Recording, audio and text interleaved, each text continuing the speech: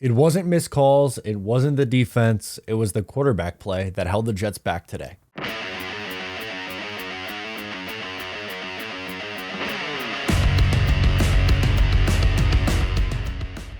Hey, what's going on? Matt O'Leary back with another video, and today we're recapping the Jets' 22-17 loss to the New England Patriots. Bummer. That was a brutal game, a game that was up for the taking, and unfortunately the quarterback was not nearly good enough today, and the New York Jets lost 22-17. Let's break it down.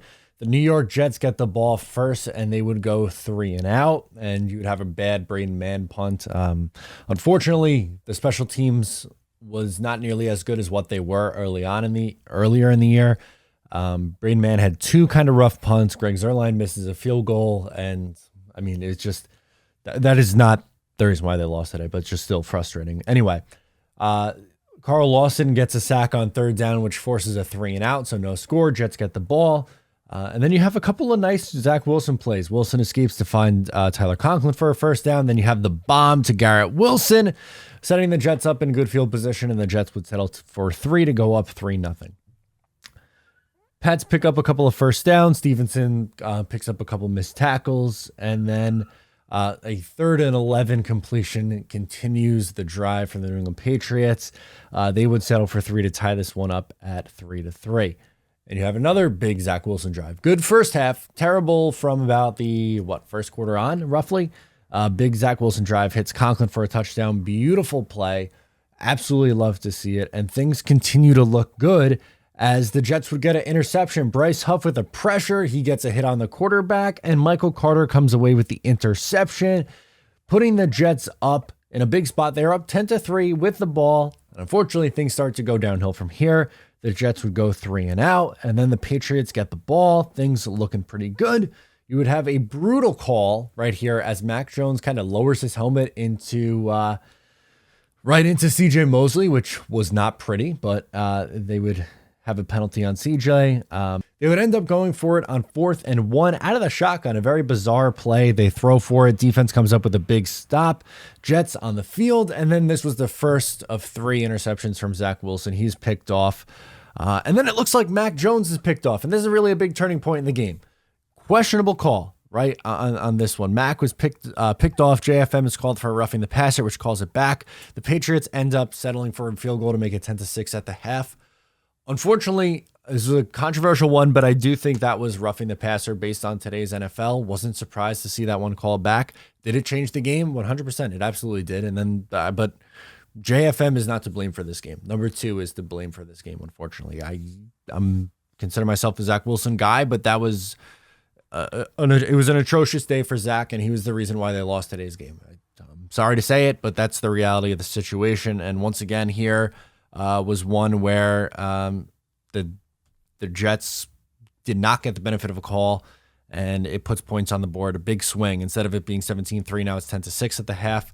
Patriots march right down the field. This time they pick up not only a conversion on 4th and 1, but a touchdown on 4th and 1. Was it offensive pass interference? You can make a case for it. Once again, it doesn't matter at the end of the day because of how poorly the quarterback played. Unfortunately, no, it doesn't. So it's now 13-10. The Patriots lead for the first time today. Jets hit a couple 1st downs. Garrett Wilson really cooking, but then you get Greg Zuerlein missing a field goal attempt. Borderline running into the kicker call, but once again, I'm not here to complain about the referees when your starting quarterback played as poorly as what he did. The defense looked absolute gassed at this point in the game. Thankfully, Quinnen Williams just continues to play unbelievably good. He comes up with a huge sack, makes a long field goal opportunity for Nick Folk of the New England Patriots. He hits it to give them a 16-10 lead. Jets penalty on their next possession makes it a first and forever opportunity. They go 3 and out. Bad punt gives good field position to the New England Patriots. Folk hits another field goal, 19-10. Zach gets picked off for the 2nd time today. This one, throwing that ball 10 yards into the 10 yards out of bounds. That should be way out of bounds. There's no reason for that to be even remotely close to being a play that's intercepted. That's unacceptable. Jets catch a rare break, though, as New England can't do anything offensively. They punt, and the Jets get a touchback. So they get better field position than what they probably should. The Jets probably should have started with the ball on the 3-yard line, but the New England guy who went to recover the punt down by the goal line, falls into the end zone. So Jets get on the 20, but then you have another Zach Wilson interception, his third of the day. Just there's no way around it. It was an incredibly poor performance from Zach Wilson in his 18th career start. And Nick Folk would hit another field goal to put it up 22-10 at this point. Game pretty much feels out of reach. The Jets would go and get some garbage time numbers. So you'd have a Denzel Mims big catch and run. Happy for Denzel, but, at that point, the game was pretty much over. Zach Wilson finds Tyler Conklin for his second touchdown of the day to make it 22-17.